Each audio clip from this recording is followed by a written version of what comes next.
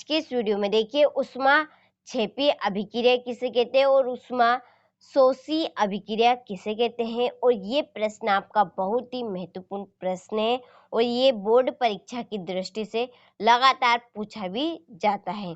तो बिना स्किप किए इस वीडियो को लास्ट तक जरूर देखिएगा। मैं आपको उष्मा क्षेपी अभिक्रिया और उष्मा शोषी अभिक्रिया दोनों में डिफरेंस बताऊंगी और आप नाम पढ़ते ही पहचान लेंगे कौन सी उष्मा क्षेपी अभिक्रिया है और कौन सी उष्मा शोषी अभिक्रिया है। तो बिना देरी के हम वीडियो को करते हैं शुरू। तो देखिए यहाँ पर हम समझेंगे दोनों को अच्छे से, उष्मा क्षेपी अभिक्रिया और उष्मा शोषी अभिक्रिया।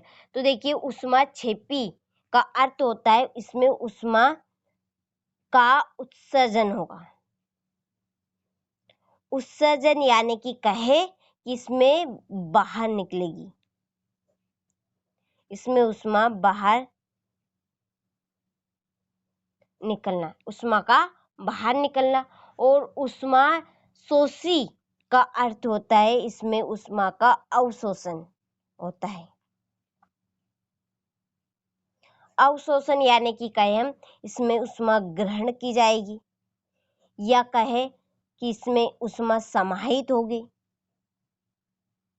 यानी कि अंदर ठूस ठूस कर उष्मा भरी जाएगी, वह उष्मा शोषी अभिक्रिया रहेगी। और जिसमें उष्मा बाहर निकलेगी यानी कि उष्मा का उत्सर्जन होगा, वह उष्मा क्षेपी अभिक्रिया। दो वर्ड याद रखिएगा, कौन से? जिसमें उष्मा बाहर निकलेगी वह उष्मा क्षेपी और जिसमें उष्मा ग्रहण की जाएगी वह उष्मा शोषी। देखिए शोषी से आप याद रखिए शोषण होगा, शोषण यानी कि उसमें समाहित होगी, तो वह उष्मा शोषी अभिक्रिया। एक उदाहरण यहाँ पर लेते हैं हम उष्मा क्षेपी अभिक्रिया का। कौन सा? CaO plus H2O। देखिए ये CaO है आपका बिना बुझा हुआ चूना, बिना बुझा हुआ चूना। देखिए इस चूने का उपयोग किस में किया था? घरों की पुताई के लिए। कौन से घरों की पुताई के लिए? जो कच्चे मकान होते हैं। 100% में से 10% मकान अभी भी कच्चे हैं और 90% मकान पक्के बने। तो जो कच्चे मकान है उनमें अभी भी चूने से पुताई की जाती है। तो इस चूने को जब बाजार से लाया जाता है तो यह बिना बुझा हुआ चूना होता है। इसमें उष्मा बहुत अधिक होती है। क्यों होती है ये मैं आपको बाद में बताऊंगी। तो इसमें बहुत अधिक उष्मा होती है, तो इस उष्मा को हमें बाहर निकालने के लिए क्या करेंगे? इसे हम जैसे ही बाजार से लाएंगे एक बड़े से बर्तन में पानी लेंगे और उस पानी में से डालेंगे। ये आप प्रैक्टिकली ही देख सकते हैं। डालने के बाद आप तुरंत इसमें देखेंगे कि इसमें से उकाले फूटने लगेंगे, उकाले फूटने लगेगी तो इसमें से बाहर उष्मा निकल कर आ जाएगी। क्या निकलेगी? इसमें से उष्मा बाहर निकल जाएगी और फिर आपका चूना बनेगा CaOH2। तब जाकर हम इससे पुताई कर सकते हैं। तुरंत इससे पुताई नहीं की जाती क्योंकि इसमें बहुत अधिक मात्रा में उष्मा होती है। तो उष्मा को बाहर निकालने के लिए हम इसे जल में डालेंगे और जल के माध्यम से उष्मा बाहर निकलेगी और फिर हमारा CaOH2 चूना पुताई के लिए बनकर तैयार हो जाएगा। देखिए जब इस चूने को किस तरह बनाया जाता है, बड़ी बड़ी भट्टियों में, बड़ी बड़ी मशीनों में, बड़ी बड़ी कंपनियों में। तो ये चूना आपका होता है CaCO3, 3 आप यहाँ पर लिखिएगा, CaCO3। ये आपका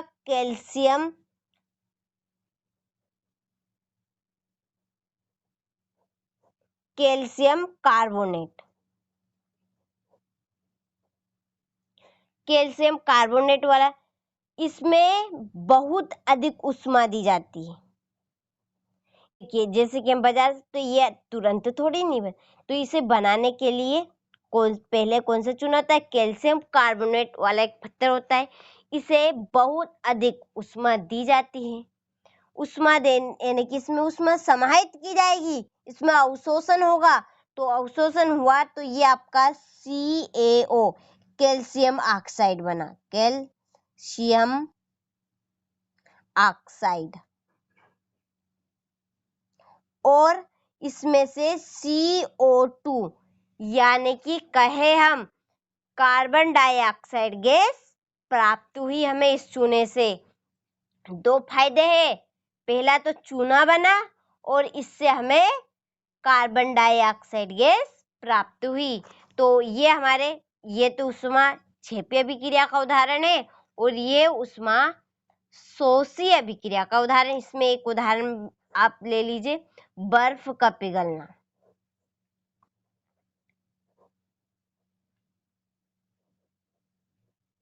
बर्फ का पिघलना, देखिए बर्फ बहुत ठोस होता है, तो इसमें हम जैसे ही उष्मा देंगे, इसमें जैसे ही उष्मा शोषण होगा उष्मा का, तो ये पिघलकर क्या बनेगा, जल बनकर बन जाएगा। यदि हम जल से बर्फ को बनाएंगे तो जल में अधिक उष्मा देंगे तब जाकर बर्फ में कन्वर्ट होगा। किसी भी तरीके से आप ले लीजिए सुधार, बर्फ से जल का बनना है, जल से बर्फ का बनना, दोनों में ही काय की आवश्यकता होगी, उष्मा की। इनमें उष्मा शोषण होगी तब जाकर बर्फ से जल बनेगा और जल से बर्फ बनेगा। तो अब आप देखिए उष्मा क्षेपी अभिक्रिया और उष्मा शोषी अभिक्रिया की परिभाषा किस तरीके से बनाएंगे। तो आइए नोट्स में देखते हैं, हम पढ़ते हैं कि वे अभिक्रियाएं जिनमें उष्मा का उत्सर्जन होता है उष्मा क्षेपी अभिक्रिया कहा जाता है। उदाहरण में आप लिख दीजिएगा CaO plus H2O, CaOH2 plus उष्मा बाहर निकली। इस तरह से और भी आप लिखना चाहते हैं तो शोषण की क्रिया, लकड़ी का जलना, बादल में बारिश होना। फिर हमारी उष्मा शोषी अभिक्रिया, उष्मा शोषी अभिक्रिया में उष्मा का शोषण होगा। तो वे अभिक्रियाएं जिनमें उष्मा का अवशोषण होता है उष्मा शोषी अभिक्रिया कहलाती है। तो ये उष्मा शोषी अभिक्रिया की परिभाषा। अब इसका उदाहरण में आप लिखिएगा CaOC3 प्लस उष्मा, बहुत अधिक उष्मा पे इस चूने को तैयार किया जाता है और फिर हमारा कैल्शियम ऑक्साइड जो हम चूना पुताई के लिए काम लाते हैं वह चूना बनकर तैयार हो जाता है और हमें कार्बन डाइऑक्साइड गैस इस चूने से प्राप्त होती है। इसके बाद आप और भी उदाहरण यहाँ पर लिख सकते हैं, बर्फ प्लस उष्मा, बर्फ में अधिक हम उष्मा देंगे तो जल प्राप्त होगा, जल से वाष्प बना, जल से वाष्प। देखिए जब हम सर्दी का मौसम है, जब हम सर्दी का मौसम होता है उस समय हम पानी गर्म करते, पानी गर्म करने के लिए क्या करते, उसमें आग देते किसी भी तरीके से, चूल्हे पर या गैस की सहायता से, तो उसमें उष्मा का क्या होगा, अवशोषण होगा, जब जाके जल से वाष्प बने, बर्फ का पिघलना। जब हम बर्फ बहुत अधिक ठोस होता है, बर्फ को हम जैसे ही वातावरण मिलाएंगे तो वह वातावरण के हिसाब से धीरे धीरे पिघलने लगेगा और जल प्राप्त होगा। तो ये थे हमारे उष्मा शोषी अभिक्रिया के उदाहरण। तो आप यहाँ से अच्छे से स्क्रीनशॉट ले लीजिए। उष्मा क्षेपी अभिक्रिया की परिभाषा, उसके उदाहरण, जो आपको ठीक लगे उदाहरण लिख सकते हैं। उष्मा शोषी अभिक्रिया किसे कहते हैं और इसके उदाहरण। आशा है कि आपको यह प्रश्न अच्छे से समझ में आ ही गया होगा। तो अच्छे से इस प्रश्न को अपनी नोटबुक में नोट भी कर लीजिएगा।